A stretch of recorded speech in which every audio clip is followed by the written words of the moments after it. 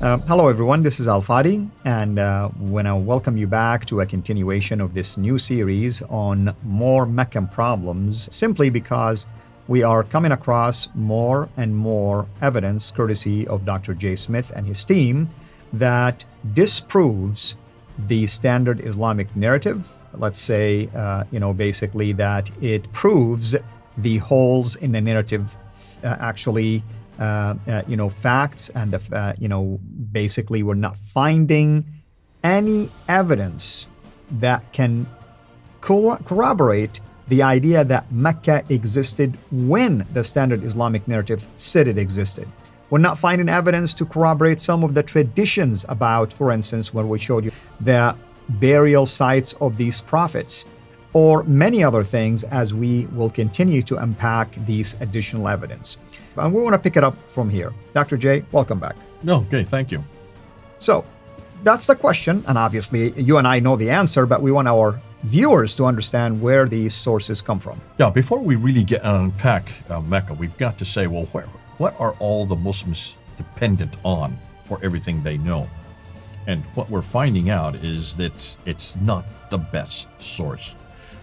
What are we talking? Let's just go back, and I want to look at this map. Let's put this map up here to show you what and who is it that, or where is it that the Muslims are going to. What they do is they always start with the idea that Muhammad it was in this part of the world that I'm pointing to right here, this dark green here.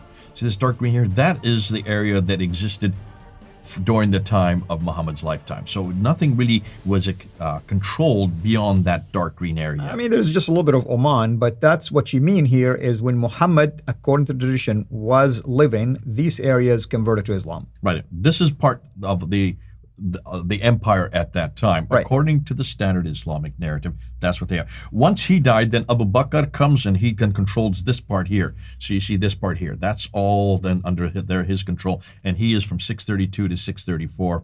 So he brings the whole peninsula under his jurisdiction. He dies peacefully, and then Umar and Uthman and Ali. So they're the last three of what we know as the righteous caliphs. Yeah, the Rashidun period. Rashidun, exactly. And that's this area here and this area here. So all of this now part is under their control, this part right in here. So that's according to what Islam tells us, not history, but what Islam tells us. And then after Umar is from 634 to 644, Uthman is from 644 to 656, and then Ali is from 656 to 661. So by 661, we're roughly 40 years after the caliphate was inaugurated in 624, roughly 40 years later, that whole area, this whole swath of land is under their control. The light green, the little bit green, and the olive green, and then the dark green. Now, once they die, then the Umayyads come over and they then enlarge the boundaries over here all the way to what is, Kabul, so that's Afghanistan in the east, all the way over to Spain, Andalusia was called then. Exactly. What is Spain today over in the west. So that whole swath of land is what we're talking about. And this is the whole area up until 749. So we're talking about mid-8th century. The Umayyads are in control. 661 to 749. Where do we go from here, brother? We're going to actually ask the next question, which is there a history? And so let's go right into it, because we do want to finish this off before. When you look at the Quranic references, just put them up there on the screen. The Quranic references, if you look there, are only, there's only one. As I said earlier, it's only one place, chapter 48, verse 24.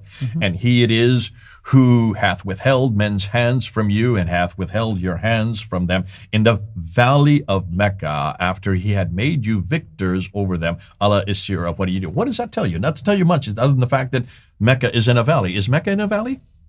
Well, I mean, if it is a valley, it's a flat valley, that's for sure. It's not what I would call a valley. And of course, that's it. That's all we know about Mecca from the Quran. If this is such an important place, if it is the greatest, the oldest city in history, it's where Abraham was, it's where all the prophets are buried, at least 300 of the prophets are buried, then why is there only one reference to it in the Quran?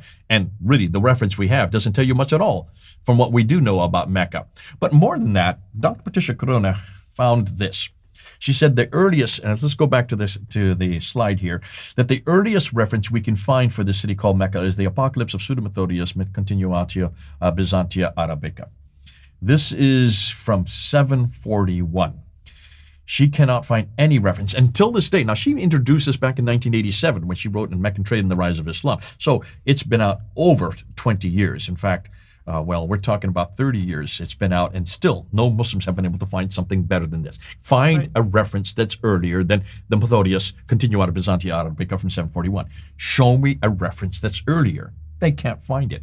Which suggests in 30 years, if they can't find it, they're not going to find it in the next 30. So you've got to go with this as the earliest reference. Muhammad died in 632, according to the standard Islamic narrative. If it doesn't get to introduce as a reference point until 741, when is it put on any map? It's not put on a map until 900 AD. We don't see it on any map. We've done this before. We've already got this, so I don't want to repeat ourselves.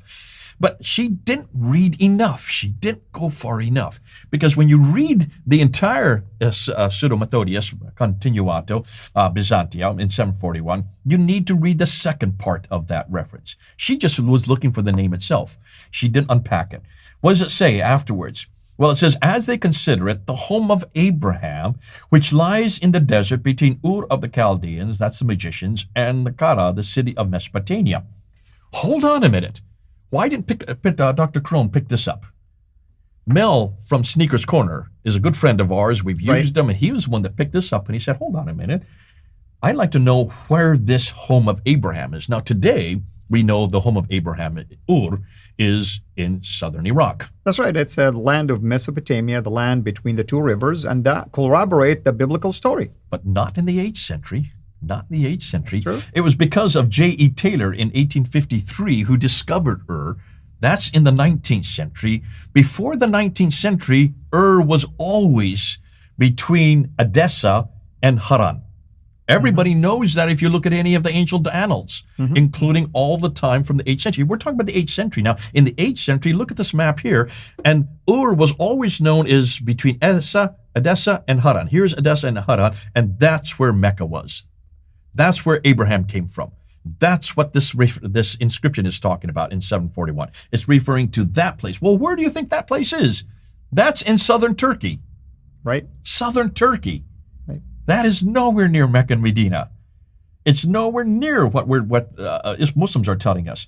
So the original Mecca, according to in the 8th century, the Mecca that this document is referring to, is located in southern Turkey, where they believed at that time Abraham came from. But it was because of J.E. Taylor who was the one that finally found where Ur was, and that was in the 19th century. And then, of course, we know that today, everybody that goes to southern Iraq, you will find that there. But you notice what we've been saying over and over again. In fact, it's getting boring. It is just too far north. And again, directly above, straight above north of what is the present-day Mecca. But note what they are now doing. Let's look at this slide here.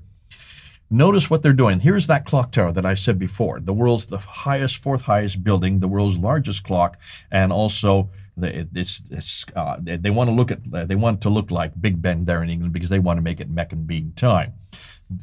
All this construction that's going on. Well, take a look at this slide. That's what they're looking for. That's what it's going to be. That's the master plan, basically. Yeah, how it's going to look like. One of these is going to be the one they're going to choose. So I'm showing you all four because we don't know where they're going to go with yet. But let me emphasize something. I mean, I am an engineer in the construction field. I spend my career doing projects like this.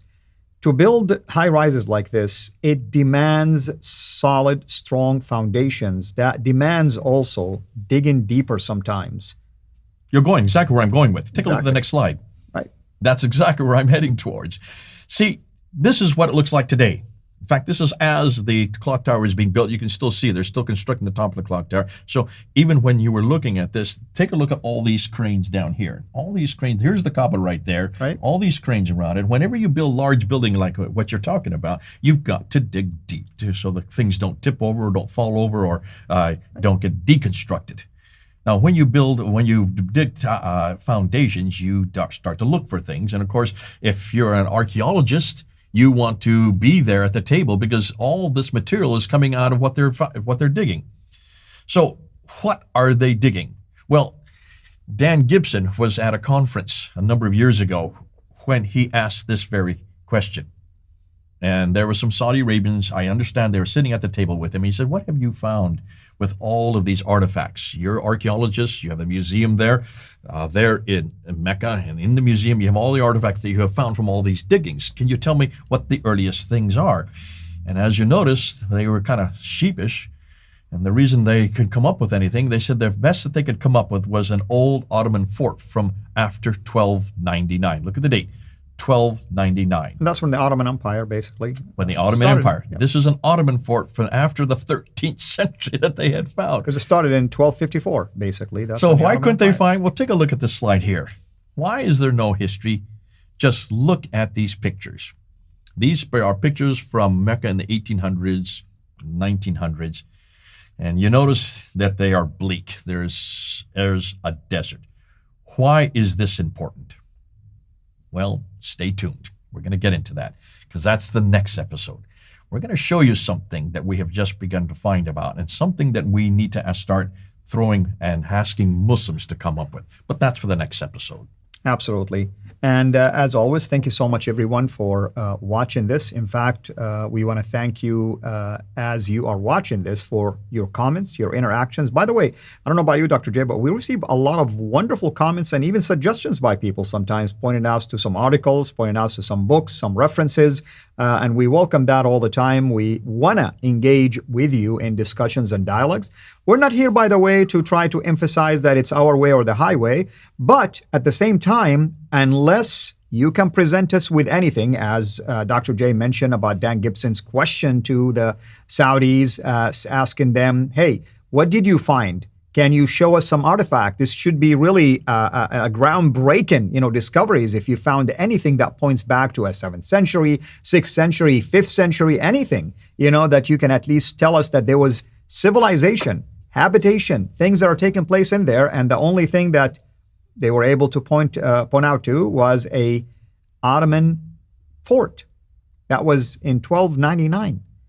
I mean, that's a long way from 632, almost 700 years later. And again, as Dr. J mentioned, everything points north, Mecca is not north, I can assure you of that much.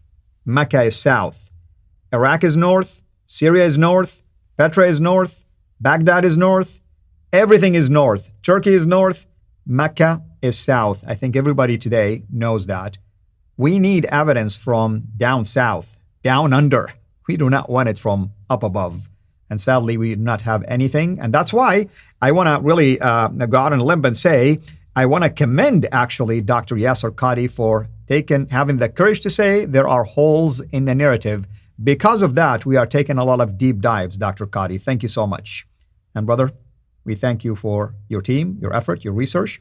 This is groundbreaking. We're excited really about all of these discoveries because it's been helping a lot of us. I myself, in my own PhD, am benefiting a great deal from those kind of discoveries one way or another. So thank you everyone for tuning in. And until next time, have a blessed day.